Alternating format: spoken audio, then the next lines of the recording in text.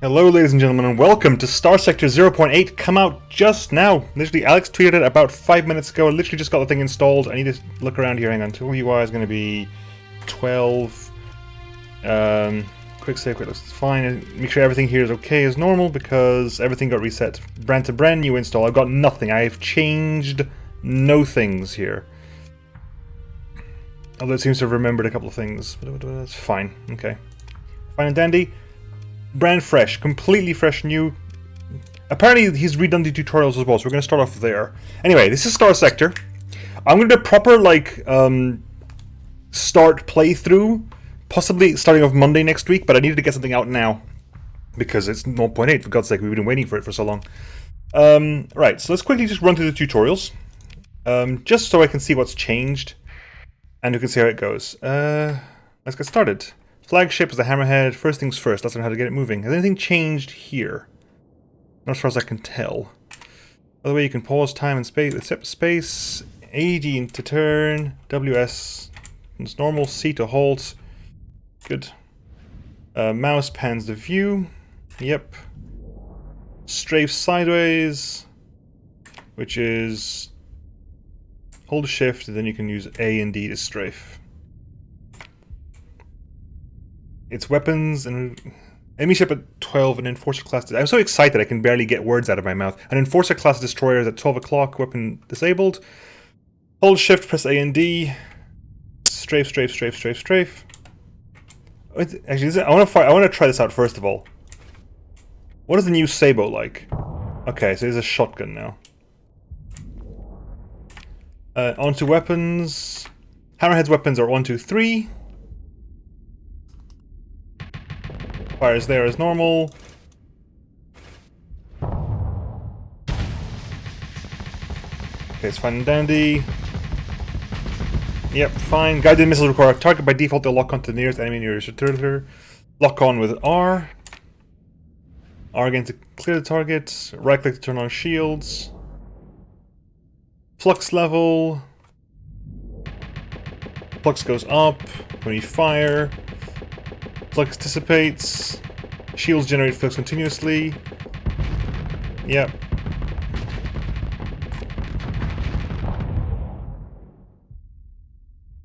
Yep, because hard flux, we're doing for hard flux now. Yes. Like I said, I'm going to do a proper run through on Monday. I'll spend the weekend recording. I'll get some proper. I might even stream some over the weekend. We'll see how this goes.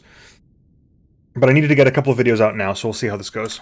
Just a quick, because this is very, very quick. Very, very, very quick. Just wanted to see how this one's out now. Not hard flux, nothing's changed there. Right. Okay, let the enemy keep firing. I'll overload.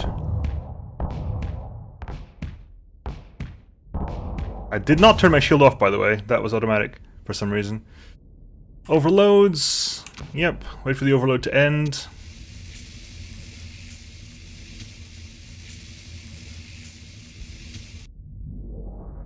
It's probably going to ask us to vent, I'm assuming. Right, dissipating, you can vent with a V.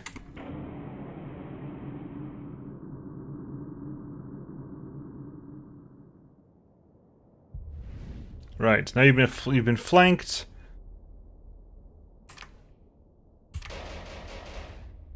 We're going to start firing. I'm assuming this is going to cover turning on point control 3 to turn on point defenses.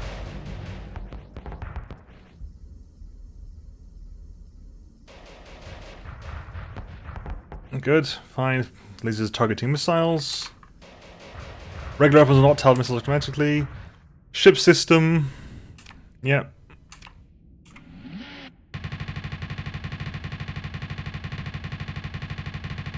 Okay. And this is just basic tutorial stuff. If you haven't done the tutorial, I would recommend you doing it. Anyway, let's get straight into the game. Let's try straight into this. Thank you. Let's go straight in. New game. Let's see how it begins out. Okay, because there's actually a whole new start to the game now. I'm doing this completely blind, by the way. Okay, so this is the random seed, random generation. I'm going to put. Okay, so this is going to be Nemo first look. Or I can generate. Cool. But no, we'll go for Nemo. We'll go for Nemo first look. Help pop-ups. We'll keep those. Do I want to keep? Well, can I keep them on just in case anything's changed in a big way? Pick a random face for us. Well, that's classic old face for me. I had that. That was like one of my first heads. Okay, so sector age: young, hotter stars, more planets, more mineral resources, fewer habitable worlds.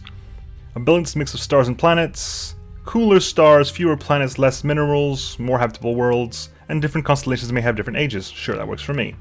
Sector size, normal. Continue. Gains 2000. My most recent occupation was a bounty hunter. My fleet includes a kite-class shuttle with an officer. And my campaign difficulty is normal. Start with the tutorial. A tutorial mission that introduces the high-level campaign mechanics. Okay, we'll try that then. Generating constellations, stabilizing the economy. This is so much quicker than with Nexcellerlin and all the mods activated. This generation used to take, like, with all the mods in 7.2, generation used to take about 5 minutes. So let's see about this.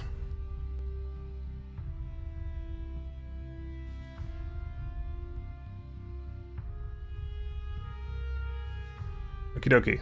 Right, so we simulated an economy, we generated a random place. Okay, so welcome to the sector. The fleet's in the middle is nowhere, critically low on supplies. Great. If you don't acquire more supplies, your fleet will suffer through a slow but ultimately fatal decline. Fortunately, there's a debris field nearby. Move up to it and activate your scavenge ability to search it for useful cargo. That's new! That's new! Gain ability scavenge. Make sure to take all the supplies and any other valuable cargo, but feel free to leave the cheap and bulky metals behind. Okay, so hang on. Where's this debris field? Hang on, so let's zoom out. I'm in... Oh my god, it's a new map and everything! This is awesome! And Syra's over there. Galdita. Com relay. Oh my god, this is... Look at this! Look how cool! Look at debris field over there, debris field over... Okay, let's go. Okay, so we got scavenging over here. There's a map. This is an inbuilt map now. We don't need the campaign, the map mod anymore. There's an inbuilt map. I'm so hype. The new skill system as well. We'll look into that shortly. Fleets. Oh my god, this is awesome. Refit screen has not really changed a bit, but next ship with free OP units. Autofit. Oh my god, a new variant screen! This is awesome! Okay, I'm gonna explore all this later on. But hang on, we're over here. Right, we're over here. It's our little ship. We have... What have we got, actually? We've got ourselves the ISS Wildcat and the ISS Good Sunrise. And it's me and Shannon Yadav. Right, let's go to the debris field. Press 6 to start scavenging. Okay. 6. Your fleet assumes a stable orbit relative to the debris field. The field appears stable and will not drift apart anytime soon. Long-range scans indicate it is likely something of value to be found inside. Let's assess. A preliminary assessment estimates the maximum amount of crew and equipment that can operate in a debris field of this size. We have 39 crew out of a maximum of 80, and we have no heavy machinery out of a maximum of 30. It is possible to scavenge with fewer crew and less machinery, but using fewer crew will reduce the amount of salvage recovered, while having less machinery will increase the danger to crew. Begin the salvage operations. Ooh, new sprites for definitely for supplies and fuel. I don't think heavy machinery's changed, nor metals. Okay, we'll take supplies, definitely. We'll take some fuel. We'll take some heavy machinery, because heavy machinery, ironically, will make my scavenging easier. We can leave behind. We'll take these for now. Like I said, I can just dump them later on if I have to. Okay, so we got the supplies. Press F5 to quick save. Inbuilt quick save. Huh. That was always there. Never mind. What am I talking about? That was always there. Right. A pirate fleet is approaching. First, you'll spot it as a sensor contact, then as an unidentified fleet, and then, when it gets very close, you'll see its true colors. Don't worry, the pirate ship is a shoddy rust bucket, and if you do lose, just press F5 to quick load, which is why they're... Okay. Clever. Even so, combat can be expensive, especially if there's no bounty on the enemy you fight. Deploying ships into battle reduces their combat readiness, and recovering CR consumes supplies. Battle damage can cost even more supplies to repair. However, fighting is often necessary to survive. Wait for the pirate fleet to approach, then defeat them. Okay, so do you see... So, game resumed. Okay, we see them there. Unidentified contact. So, well, out of there, they were unidentified contact. When they got closer, they became an unidentified fleet, as per usual. And now we see they're a pirate, they're a rogue miner, intercepting our fleet. Move in to engage. You can select which ships to deploy, and it's fine. Deploying a ship reduces combat readiness. In addition, ships begin to gradually lose combat readiness after their peak readiness time runs out. Recovering combat readiness takes time and consumes valuable supplies. Yes, this deploying, it was essentially, that was basically a lone Cerberus, so I'm going to take just my wolf out. I've got a pulse laser and some swarmers, we'll be fine. Combat mechanics as such haven't really changed, but okay, so combat peak performance time is still there, CR is still around, command network, oh yeah, because now we recover command points over time, I think. And the network boosts, okay, that's fine. Okay, shields up.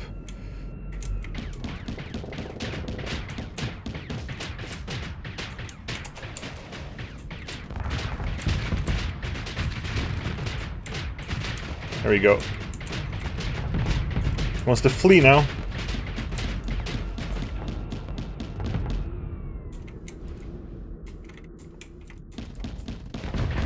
And a flame out as well, huh? Okay, so I took a bit of hull damage there, but in the grand scheme of things, not much the Cerberus could do. Okay, so we win. Cerberus D class, yeah, I had no chance. Okay, so pirate ship maneuvers prevent you, blah blah. Salvage crews will recover 317 credits from the CPU core still active in the wreckage. Take the supplies, take the fuel, take the machinery. You're taking more salvage than your ship has capacity to carry. This will result in greatly increased daily supply consumption and reduced travel speed. It is recommended that you either take less salvage and head for a nearby station to sell off the excess.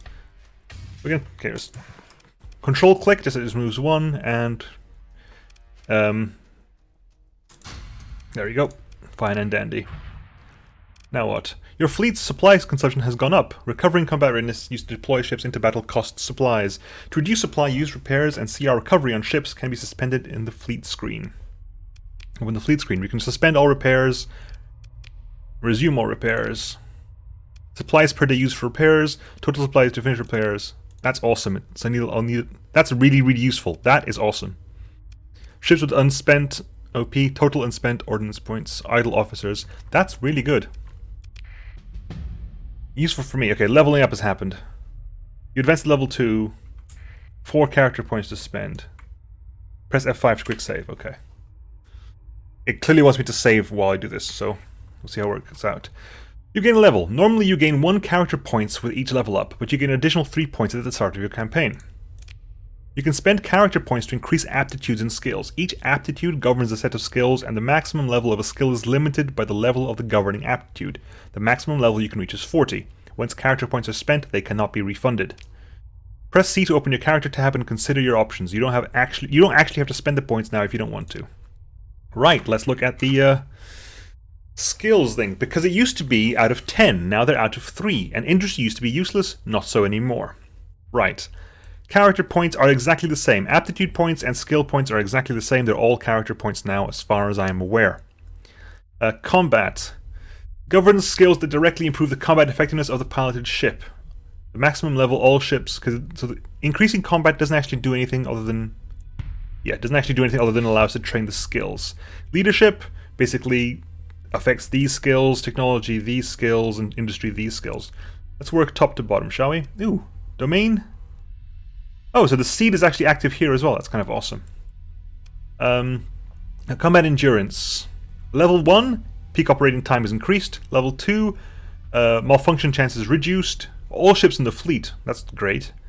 And level 3 is increased combat readiness. Ah, that's useful because back in the previous versions, increasing combat increased your combat readiness. Now that's no longer the case. You need to get level 3 in combat endurance to increase your combat readiness.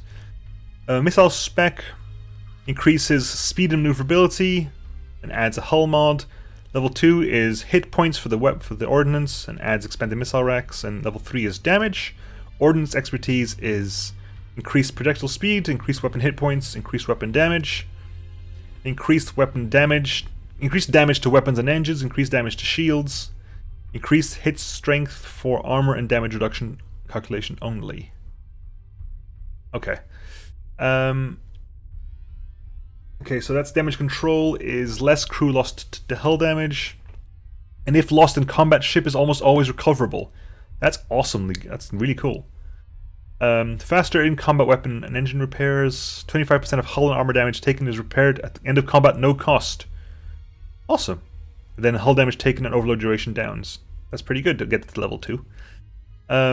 Impact mitigation. Increased armor for damage reduction calculation only.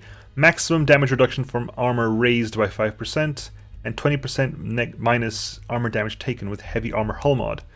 Defensive systems, which is a new... I think that's a new image, and that's a new image, and that's a new image. And all these, like, all the icons have had a slight touch over as well. They seem slightly crisper. Extensive knowledge of interactions between ships, power grid, blah blah blah. Minus 25% flux generated by active shields and phase cloak, which also stabilized shields. Minus 20% damage taken by shields, minus 25% phase cloak cooldown.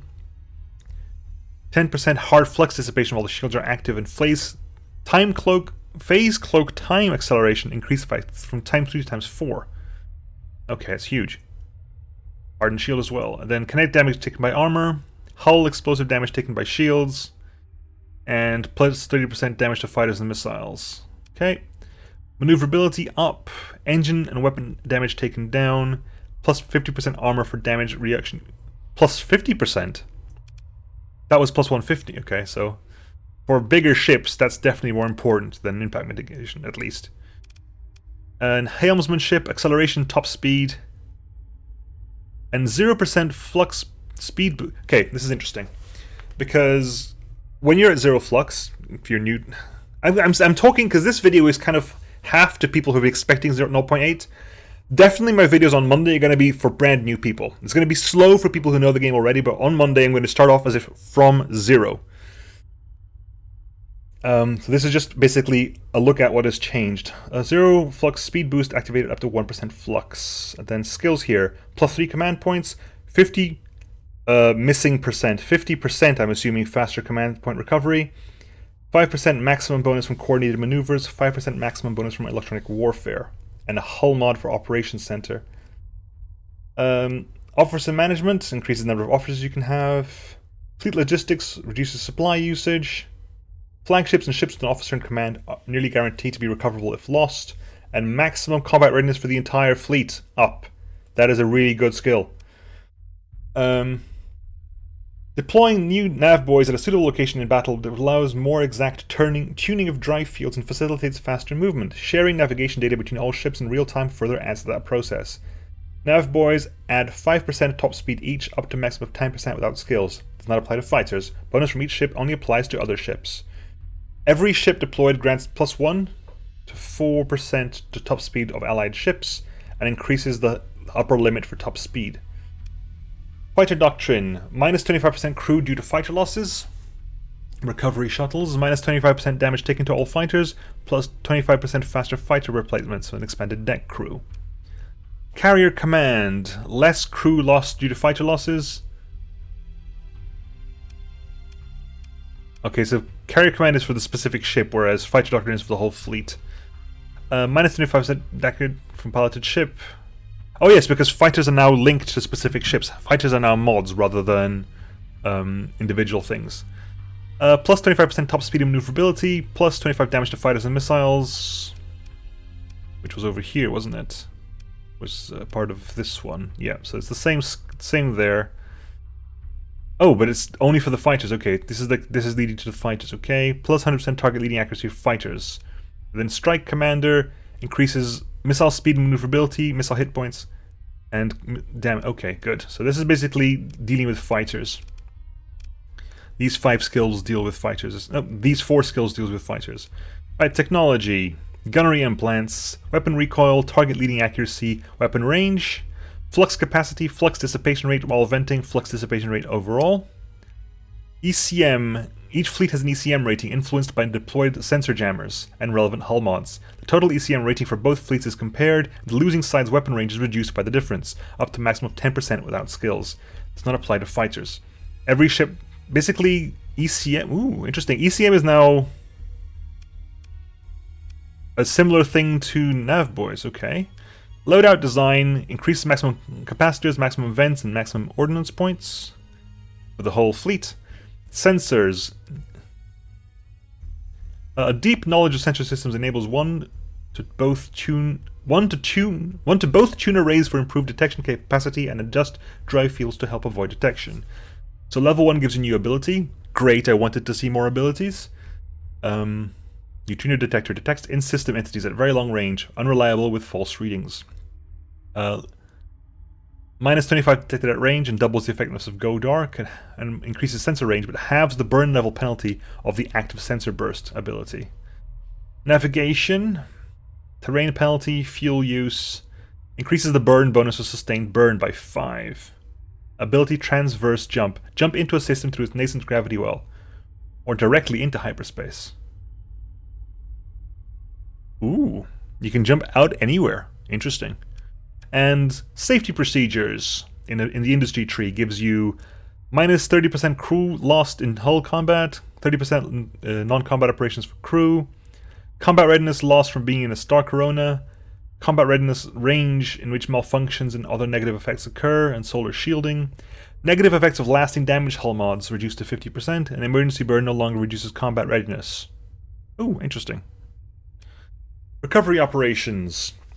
The base chance to be recoverable is 25% for disabled enemy ships and 50% for your ships. The base chance for weapons from disabled enemy ships to be recovered is 25% and 50% from your ships. Ships that have broken apart have half the chance to be recoverable and always suffer lasting structural damage. Level 1. Plus 30% chance to recover weapons and higher fighter LPCs from your own ships, and plus 15 from enemy ships. Plus 15% chance to recover disabled ships after battle, and recovered ships have fewer D mods on average, and plus 10% salvage found. Field repairs. Recovered ships start off with 20 to 40 hull integrity, and 20 to 40 hull combat readiness. 50% of hull and armor damage taken repaired after combat ends at no cost for the whole fleet. It's awesome. And faster ship repairs. D hull deployment cost reduction also applies to maintenance cost, which means that D ships are easier to maintain, I suppose. Surveying. Able to survey planets with a hazard rating of up to 50%. Remote survey. Do a preliminary... Surveying is new then. Able to survey planets with a hazard rating of up to 100% and reduces requirements for surveying. Able to survey planets with any hazard rating. Salvaging. Able to salvage derelicts with a salvage rating of up to 25%, 75%, any salvage rating, and plus 10% salvage. Okay, so there's a lot of stuff. I can't even begin to think about what I'm going to put my points into here. It's kind of crazy. So I'm not going to put my points anywhere. I'm going to start heading north, though. There's nothing down me for me. Shortly after dispatching the pirates, you receive a tight beam communication from the subsystem's main inhabited world, Ank'Sira. The message is brief and asks you to travel there and contact Station Commander Gillespie as soon as possible. That's laying a course for Ank'Sira. You don't need to do this to travel, but it helps to keep track of where you're going. After dismissing this dialogue, press E to open the intel screen to view the details of the message you just received. You'll see a display showing where the message is located. Since Ank'Sira is in-system, the display will just read in-system. Click on that display to open a map centered directly on Ank'Sira, left-click and hold on the planet and select Lay-in Course. You can also press Tab to open the map and locate Ank'Sira manually. Once you get to Ank'Sira, and open the COM directory to contact the Station Commander Gillespie. Okay, so, pause, press E to open the intel, important, in-system, click that, click on Ank'Sira, click and hold, Lay-in Course, see planet info. How awesome is this? How awesome is this? Hot, habitable, size 5 market under hegemony control. Look at that! Oh, look at that! Oh wow! The game has totally changed, ladies and gentlemen. The game has totally changed. Lane, of course, Ank'Sira factions wise. Ooh, Persian you new. Hegemony, Lytic, Church, Lytic Path. You're new. Hello. You like the Sinjin Diktat. An alliance formed to counter hegemony or domination in the sector. Anyway, we are laying course to Ank'Sira. Let's let that go then. Course laid in for Ank'Sira, distance 6.2, fuel, how many days? How awesome is that? This is all levels of awesome. Ank'Sira is actually pretty far away, it'll take a while to get there at this rate. So the sustained burn ability is used for long distance travel. Activating it will briefly stop the fleet and reduce acceleration for the minimum, but the maximum burn level is much higher. To activate sustained burn to get to Ansara more quickly, you can also press and hold shift to speed up time. So shift is just speeding up time, it doesn't actually change your burn rate. Sustained burn switches the drives to a mode suited for long distance travel. Increases the maximum burn level by 10. Okay, so sustained burn. It's a slow acceleration. We're speeding up to 19. A burn speed of 19. Your fleet is getting closer to Ansara, which is controlled by the Hegemony, a major militaristic faction in the sector. While in Hegemony space, a fleet is required by law to identify itself by keeping its transponder turned on. This is a view shared by most, though not all, major factions. Turning on the transponder makes your fleet highly visible, and everyone seeing it will know who you are, unlike that pirate fleet you fought earlier, which you had to be very close to positively identify.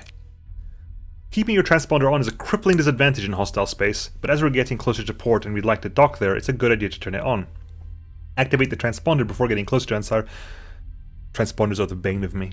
Both to avoid unwanted attention for patrols and to receive docking clearance. Since turning it on and off has major consequences, it requires a double tap to turn on or off, once to prime and once more to confirm. Prime. Transponder on. Okay, so it doesn't actually use fuel to do this. I wasn't sure if sustained burn would use fuel, but it does not seem to use fuel at all. So, pause. I'm assuming that means we got a quest there. Your fleet imposes Ansara. Your fleet transmits identification codes via the transponder, and you are soon granted docking clearance. Okay, we need to go talk to that, but let's look at the trade window first of all. Ooh, look at all the trade things. New weapon? Any new weapons? That's a new weapon. Heavy mortar. It's a new sprite for the weapon. Cool. Thumpers, light machine guns, annihilators. Crew. Okay, you are the broadsword LPC, a limited production chip. Allows a carrier's nanoforges to produce fighters, replacement parts, and related ordnance. But unlike a master chip, it cannot be replaced to produce more LPCs. Tough and... Okay, so...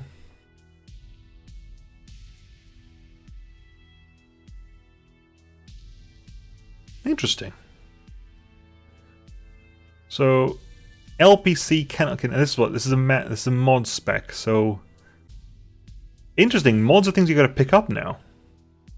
Oh, to learn. Okay, you learn a mod. You can buy a mod to learn. Interesting. And in the black market we have LPCs, tridents, and warthogs, and broadswords. So what's that? I'll have to look it up afterwards. Let's finish off this by just talking to the guy and see what he wants. Olawale Gillespie.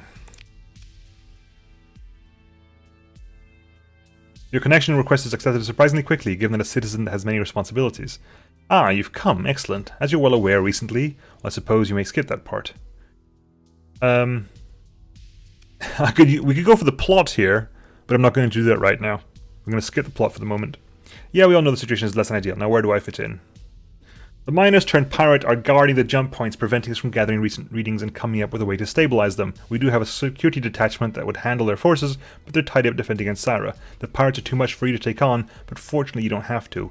We've got an agent on Derinkuyu Station who was able to gain access to recent sensor readings from the ships guarding the jump points, but they have not been able to get a long-range comrade to send the data to us.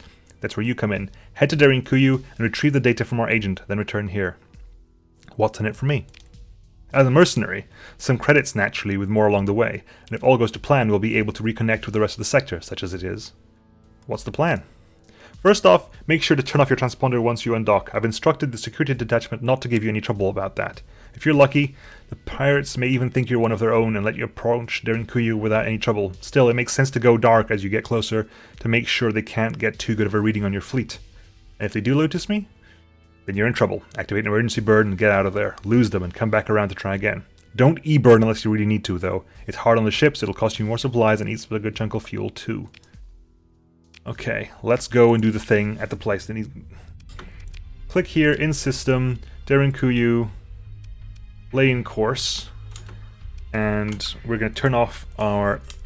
So, Go dark slows the ship down. I'm assuming it clashes with yeah. What's this? That is scavenge. Okay. I'm assuming that expand tooltip to reveal conflicting abilities. Yeah, okay, so you can't sustain burn and go dark at the same time. That makes perfect sense. Oh, my god, I am hype. I am so hype right now, it's actually insane. Whoop, we've docked. Your fleet was in orbit around Dairy Station. The local port authorities seem to take no issue, because this is a pirate station. What have you got here? Broadsword LPCs. Some drugs, some mods, ships to buy. Cool. Just having a look, just seeing what we've got, seeing if there's anything new, anything interesting. It's all new, it's all interesting, but you know what I mean. Okay, let's talk to Stuart Flores. He gives us what we need. We cut the comm link. Now we're getting out of here. Oh dear, we are so leaving. Attempt to disengage. Did not force a battle, it's good. So we got a bit, let's go. We just turned off the ships, kind of good. Do you want to do an emergency burn? I think we're okay. They're currently in go dark, so they can't really catch up to us at the moment. Sustain burn. Good. Head back to Ansara, lay in course. Turn on the transponder when we get closer. And then I might call it. I'm gonna say I want to call it there, but I'm so hype, I don't want to call it there either. You know, it's a swings and roundabouts, mate. Swings and roundabouts. Turn on the transponder so we don't get bothered. Boop. Talk to this guy. We got some money. We got some relationships up. System interface will take about a cycle to analyze the data to come up with a stabilization algorithm. Naturally, by then, the data would be out of date and any algorithm based on it meaningless. If we had an AI core do that, we could analyze the data more quickly. Unfortunately, there's a survey probe somewhere in the system, one left over from the initial exploration of the sector by the domain. It should have at least one AI core serving as its brain. Okay, so you basically gotta deal with automated defenses and active sensor bursts to find the thing. We'll see what we can do. Anyway, I'm going to call this here for now, folks. It's been half an hour. I am hyped for 0.8. Very, very hype. I'm going to get this thing basically rendered and uploaded as quickly as humanly possible.